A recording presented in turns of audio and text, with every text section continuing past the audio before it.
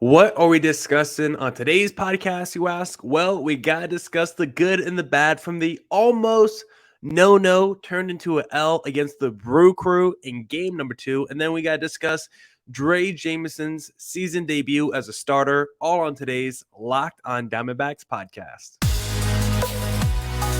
You are Locked on Diamondbacks, your daily Arizona Diamondbacks podcast, part of the Locked on Podcast Network, your team every day.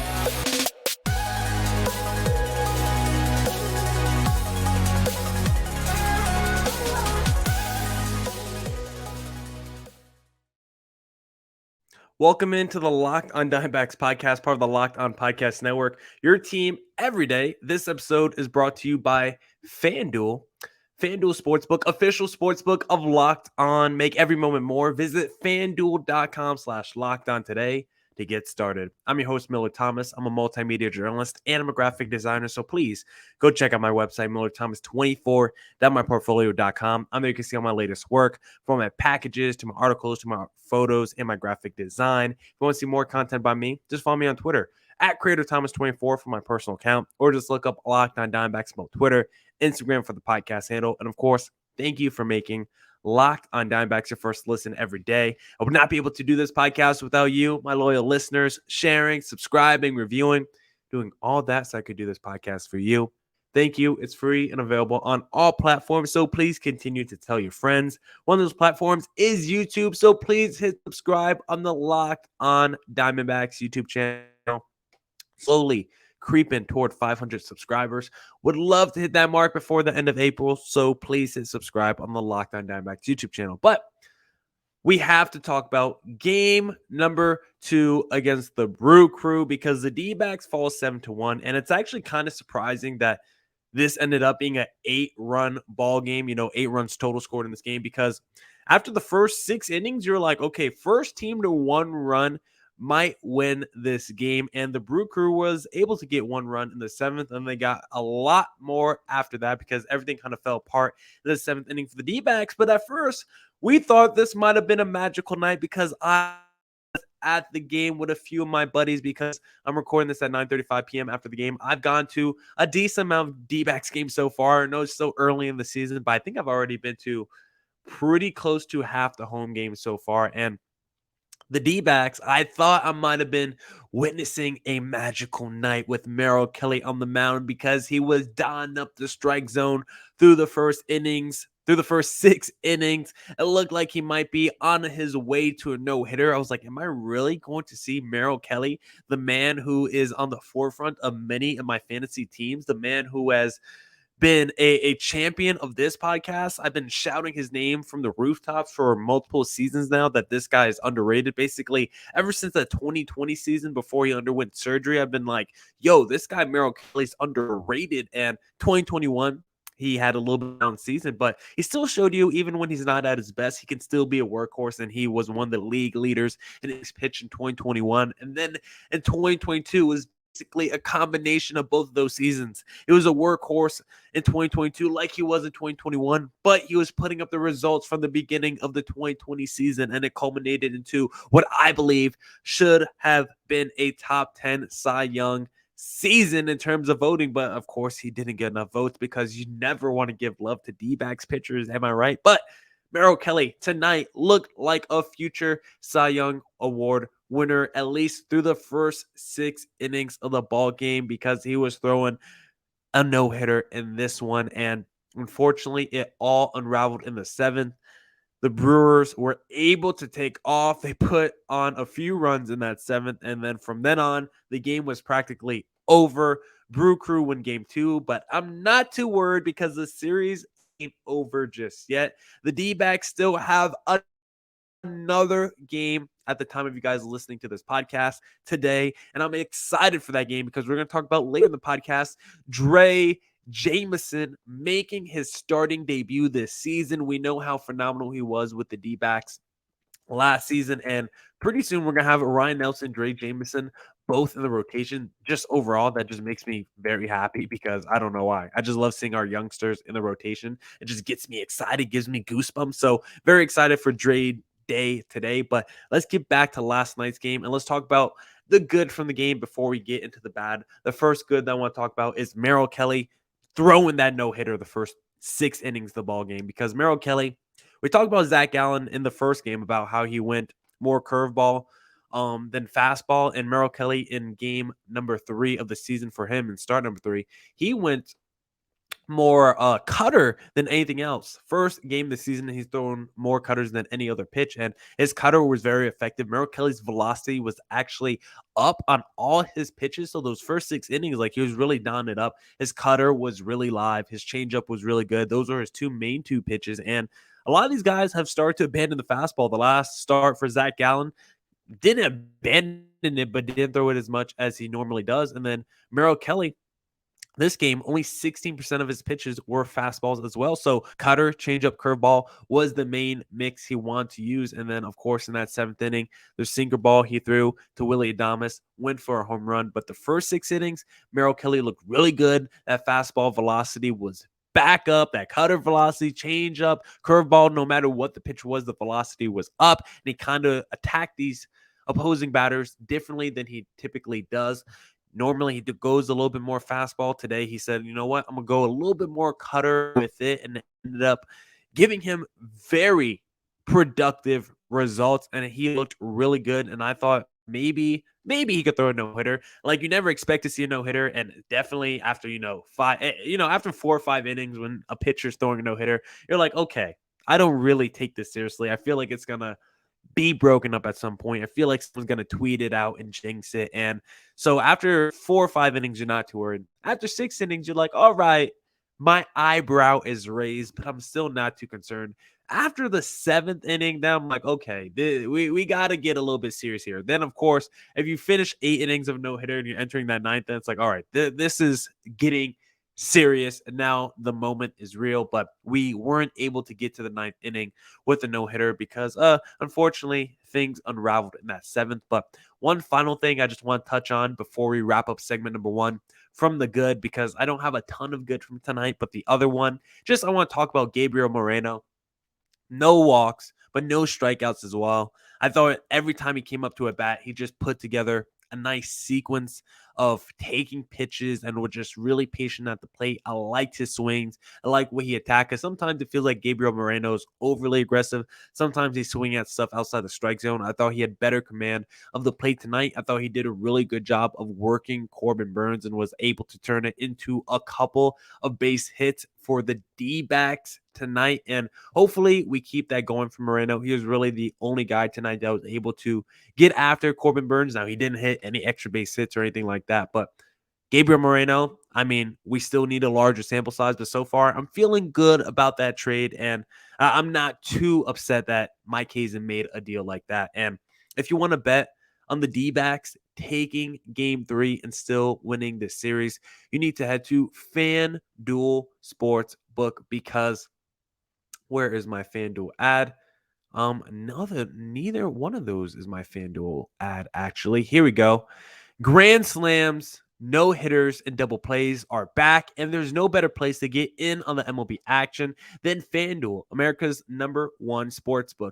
That's because right now, new customers can step up to the plate with a no-sweat first bet up to $1,000. Just go to FanDuel.com/lockedon, sign up, place your first bet, get up to $1,000 back in bonus bets if you don't win. And right now, they are doing this thing. I mean, it's not right now. They do it all the time. But they have this little thing called a same game parlay. And that is my favorite thing to do, because whenever the Lakers are playing, give me LeBron 20 points, LeBron 8 rebounds, AD 25 points, and the Lakers to win.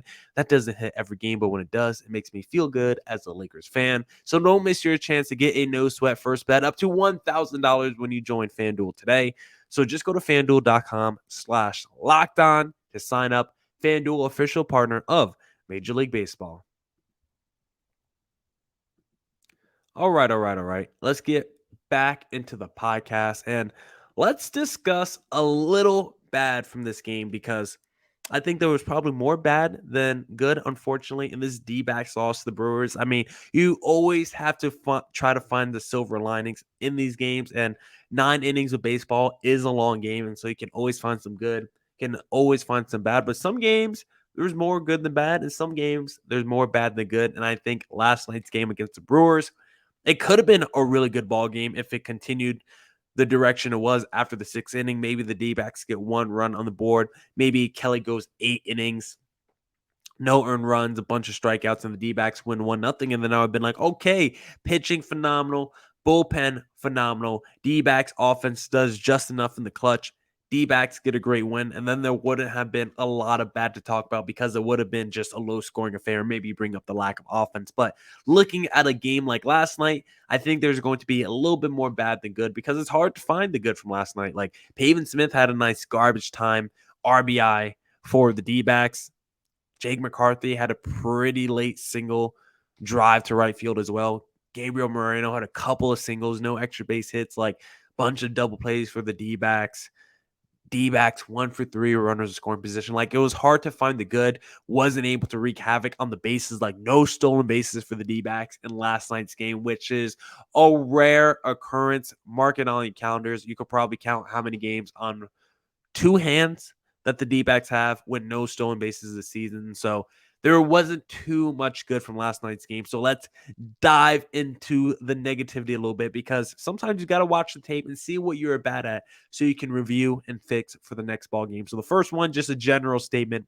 Offense flat out did not show up, right? Corbin Burnes, who has came into this game with 9 ERA. He wasn't great his first 2 starts of the season. But again, he's Corbin Burnes. He's basically, I don't know if he's in a contract year, but I know he's trying to get a new contract. There's been talks about maybe the Brew Crew trading him. And so he's trying to pitch like a man trying to get a new deal and some more money in his pocket. And he looked dominant against the D-backs. 8 innings, 3 hits, 8 strikeouts. I thought he honestly was going to throw a complete game like 1 hitter or 2 hitter or something like that with like double-digit strikeouts. But he went 8 innings, and the offense for the D-backs, I mean, they had 4 hits total, 8 strikeouts to 1 walk. I mean, they just did nothing, right? Only 3 guys had a hit tonight. Ketel Marte, his hit streak ended. Geraldo Perdomo had 2 strikeouts. He didn't get hit either. He's been the hottest D-back this season. He wasn't able to do anything. Alek Thomas was 0 for. Like, everyone in the lineup was like 0 for tonight. Or if they did get a hit, they got a single. Like, this was just Corbin Burnes' night.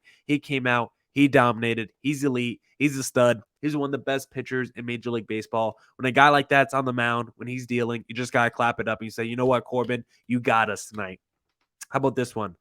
The 7th inning implosion, right? We've talked about it. We've touched on it, but let's dive into it because in that 7th inning, Merrill Kelly, who was cruising through the first 6 innings, right away, you knew something's a little bit different in the 7th because we talked about how he was throwing mostly cutter, right? His second go-to pitch was the changeup, then the curveball, then the fastball.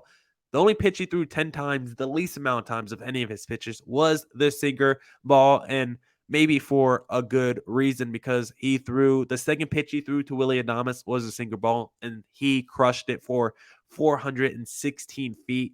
Bomb. That gave the Brew Crew the lead. That kind of changed the momentum in this game. And then right after that, Merrill Kelly back-to-back walks, and you're like, what is going on here? He gets taken out, and you're like, okay, there's 2 men on, but Miguel Castro's come into the game. He's been dominant, literally zeros across the board. Miguel Castro has been fire for the D-backs this season, both on the mound with his arm. He's throwing fire flames up on the what would you call it? Speedometer for pitches? I can't even think of the word. But Castro's been dominant so far this season. But he comes in the game, immediately gives up a single. Bases are loaded. And what does he do? We haven't really seen the command issues with Miguel Castro so far this season, but that's been a big negative of his career. He throughout Miguel Castro's career, he's been a guy with high variance of strikeouts. Double-digit strikeouts not an issue for Miguel Castro. The issue is he might have double-digit strikeouts per 9, but also might have like 5 or 6 walks per 9 as well. He's a guy that can strike out dudes or walk dudes, and there wasn't a lot of in between in this past. But this past season, he's basically been the best version of himself, not putting dudes on the bases and just racking up the Ks. But in this game, he was not racking up the Ks, and he gave up the single to Mitchell. And then he walked in a run to Caratini, who was batting below 200. And then after that, a couple more runs given up by Miguel Castro, and that was basically the ball game in the 7th inning. Brew Crew put up a 5-run spot in the 7th inning, and it was basically all the offense that they needed to win this ball game. And so not a good seventh inning for the D-backs today. And if you win the seventh inning, maybe that's all you need to win this game. I guess that's probably a little bit too overzealous to say, but they needed to at least. If the D-backs held the Brew Crew to 1 run in that seventh inning or 2 runs, I think maybe the offense could still come alive later in that ball game. But the way Corbin Burnes was pitching, you would have had to get into the bullpen to potentially win this game. And Corbin Burnes had he was so efficient. Let me look up really quick how many pitches Corbin Burnes threw tonight, because he had 89 pitches through 8 innings.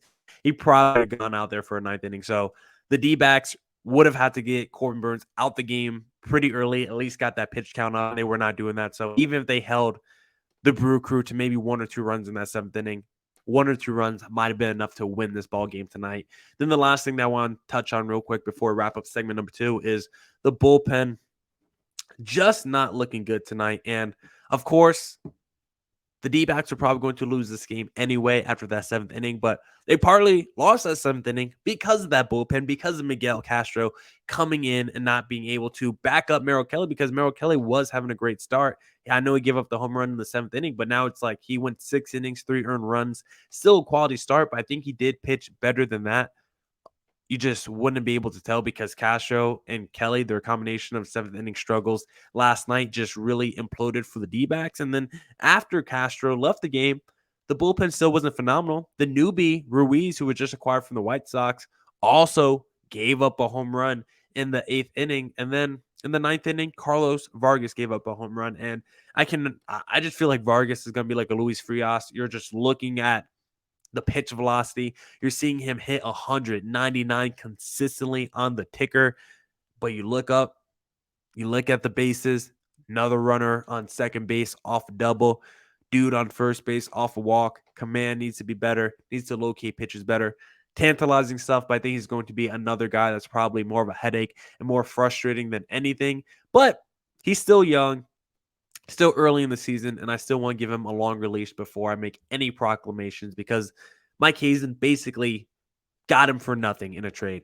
And listen, if you want to be a GM, then the app you need to download is the Ultimate Baseball GM app, because Pro Baseball GM is the coolest game I've played in a long time. I've always thought I could be a great Major League GM. As it turns out, it's not all that easy. If you have the same thought and have fantasized about managing your own franchise, go and download Pro Baseball GM immediately. The game allows you to manage every strategic aspect of a franchise, playing through seasons and leading your franchise and fans to glory as you build a historic dynasty. In the simulation, you're responsible for hiring the right coaches and staff, managing team finances, scouting and drafting players, managing through difficult personalities and injuries, navigating your franchise through free agency, and all the ups and downs of a season. All this in a challenging and realistic game world. Ultimate Baseball GM is completely free and playable offline. Play on the go as you want and when you want to. I love Pro Baseball GM because I played against all my friends. I play against the other Lockdown hosts. We're in a little competition right now, and right now my Phoenix Pirates are dominating the other Lockdown hosts. So if you want to dominate your friends, Lockdown Diamondbacks listeners get 100% free boost to the franchise when using the promo code Locked On in the game store. So make sure to check it out. To download the game, just visit probaseballgm.com, scan the code, or look it up on the app stores. That's probaseballgm.com. Ultimate Baseball GM. Start your dynasty today. All right. Let's wrap up the pod by talking a little bit about Drey Jameson and his upcoming start against the Milwaukee Brewers, because listen, I'm excited. I have some good nerves because I want to see that Drey Jameson, Ryan Nelson combination in the rotation. I'm hoping, I'm maybe a little bit wish casting that if Drey Jameson looks pretty good in the rotation, maybe he doesn't have to leave. And I still want Zach Davies in the rotation. So that might be something that we have to figure out, work out later. But let's talk a little bit about Drey Jameson and the season that he's having for the D-backs, because he's been so far so good for the D-backs out of the relief role. He's made 3 appearances, 8.1 innings pitched, 8 strikeouts, and 2.16 ERA if you're just looking at the traditional stats. And right now his pitching arsenal: slider, sinker, fastball, changeup, curveball as well, but he's only thrown a total of 4 pitches. between his changeup and curveball. His slider has been his go-to pitch this season, 84 miles an hour on his slider, and it's also probably been his most dominant pitch this season because opponents only have a 100 batting average against his slider this year. So it's been absolutely a wipeout pitch for him, a 72% whiff rate on that slider with a 42.9% put away pitch percentage. It's been deadly, and his second go-to pitch has been a sinker that he averages around 95 miles an hour on. Hard sinker from him. And then the fastball sits at 97. So he has 3 deadly pitches. His fastball, opponents are batting 143 against that. So his 3 go-to pitches are just devastating, especially that slider and fastball are his 2 best put away wipeout pitches. And if you're looking at the splits for Drey Jameson, this is someone that has been absolutely dominant whenever there's been runners in scoring position, which hasn't happened a lot for him. But in the few opportunities, in the 4 at-bats, 5 plate appearances he's had with runners in scoring position, zeros across the board, no hits allowed. When men are on the bases, that's 8 plate appearances, zeros across the board, no hits allowed. This is someone that's elite in high leverage moments.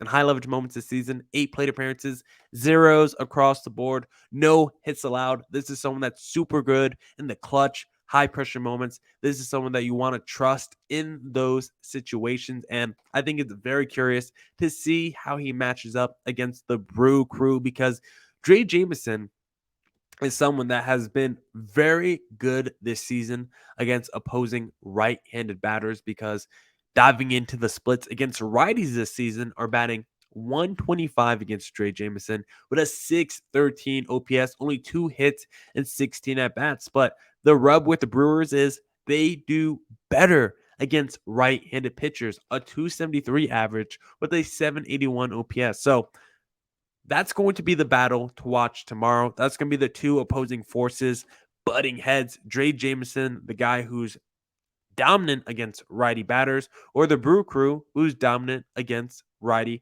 pitchers. So seeing how that battle plays out is going to determine basically, more than likely, I say basically way too much as a crutch, more than likely the outcome of this game. And if Drey Jameson has a good start, then I'm not afraid to broach the question, broach the topic. Should Drey Jameson get a rotation spot? And I know that's not easy. Zach Davies is on, I think, the 15-day injured list, so maybe he can get a couple of starts in. Maybe we could get a couple of opportunities to look at Drey Jameson. And if he looks like he did last season, because don't forget, Drey Jameson, let me pull up his stats real quick. Drey Jameson last season, a 1.48 year rate in 4 starts, 24 innings pitched, 24 strikeouts, dominant for the D-backs in 2022. So it's like, if he continues that over a small 2-game sample size, then it's like, you know what? Now we got a 6-game sample size throughout his career of him just looking flat out dominant as a starter, and maybe we just have to keep him in the rotation. And when you do that, do you maybe move to a 6-man rotation when Zach Davies gets back? That might not be a terrible idea. I prefer a 5-man rotation, but if you really do want Drey Jameson in the rotation, maybe you could go 6-man. Maybe you switch Drey Jameson and Ryan Nelson and then move Ryan Nelson to the bullpen. But ultimately, I don't think it would happen. I think it's very unlikely. But again, the best case scenario, Zach Davies comes back, Drey Jameson stays in the rotation, and you move Madison Bumgarner to the bullpen just because it limits the amount of times you probably have to pitch Madison Bumgarner in a game. I guess if he starts, you only have to play him in 30 games over the course of a season, as opposed to if you move into the bullpen, maybe it's 50 games, but it's less innings pitched that you have to see a Madison Bumgarner. And I would feel more comfortable just saying, okay, Mad Bum, here's 1 inning, just survive for 3 outs, please, as opposed to giving him 3 to 5 innings and trying to make him survive. So I think it's a conversation that will probably never happen. I don't know if the D-backs will ever broach the topic with Madison Bumgarner about moving him to the bullpen, but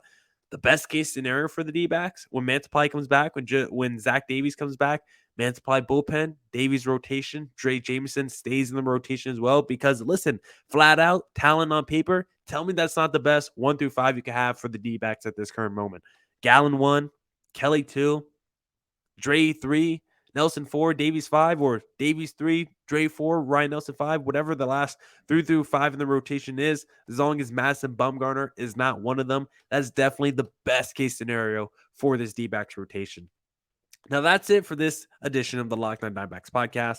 Come back tomorrow for more Diamondbacks news coverage and insight. Thank you to everyone who tuned into this edition of the Locked On Diamondbacks podcast. Make your second listen of the day, the Locked On Fantasy Baseball podcast with Matt and Dom. He'll keep you up to date with all fantasy news, strategies, and analysis throughout the regular season. As always, stay safe, stay healthy. Deuces.